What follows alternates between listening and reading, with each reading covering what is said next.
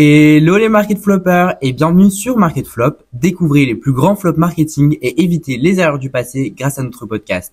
Rejoignez-nous pour transformer vos stratégies et réussir dans le monde complexe du marketing. Grâce à notre podcast, vous serez prêt à conquérir le monde digital avec créativité et assurance.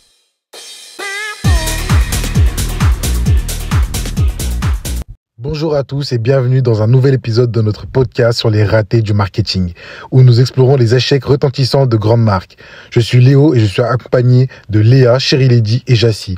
Aujourd'hui, nous nous plongeons dans l'histoire tumultueuse de Just for Fit. Comment ça va tout le monde ? Super, merci.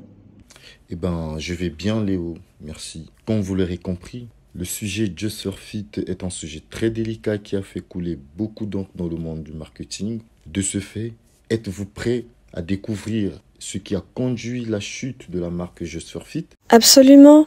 Mais d'abord Léo, tu pourrais nous rappeler c'est quoi Just Fit ? Bien sûr, Just for Fit, c'était une chaîne de magasins de sport qui a fait fureur dans les années 90 avec ses baskets dernier cri et ses équipements de sport.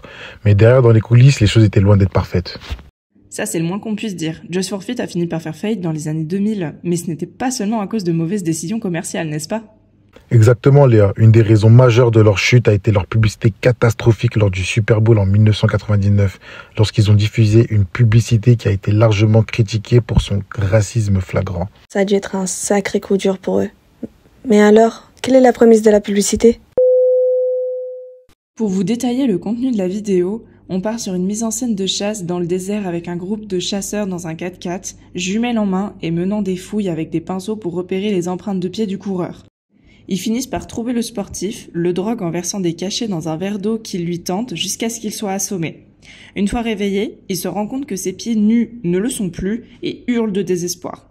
En effet, il est vêtu d'une paire de chaussures, écran noir. Finalement, nous avons un dernier extrait de l'homme se remettant à courir, chaussures toujours aux pieds, mais on voit qu'il déteste cette sensation d'être chaussé et essaye de s'en débarrasser en secouant ses pieds. De toute évidence, vous pouvez voir les nombreux problèmes liés à cette publicité. Elle a littéralement bousillé la réputation de Just for Fit.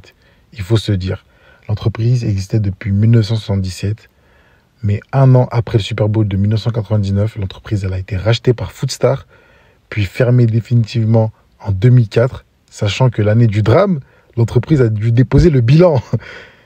Ils n'ont littéralement pas pu se remettre des dégâts causés par cette publicité. C'est simple. Ah bon ?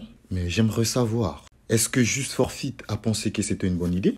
Au début, il pensait que c'en était une, mais elle a été si mauvaise qu'elle a suscité des allégations de racisme. Le PDG de l'entreprise, M. Harold Ruttenberg, a nié cette accusation, mais a déclaré que la publicité ne serait plus diffusée comme cela avait été convenu, car il a estimé que le public avait mal compris. L'idée de base, c'est vraiment mettre les chaussures à ses pieds et montrer à quel point ces chaussures sont exceptionnelles et bonnes pour la course. Finalement, l'entreprise s'est mise à détester la publicité à un point qu'ils ont décidé de déclencher un procès de 10 millions de dollars contre les créateurs de Saatchi Saatchi. Mais cela a conduit concrètement à la destruction de l'entreprise du jour au lendemain. En tout cas, on peut dire que c'est l'histoire de la pire publicité du Super Bowl de tous les temps. Qu'est-ce que vous en pensez de votre côté ?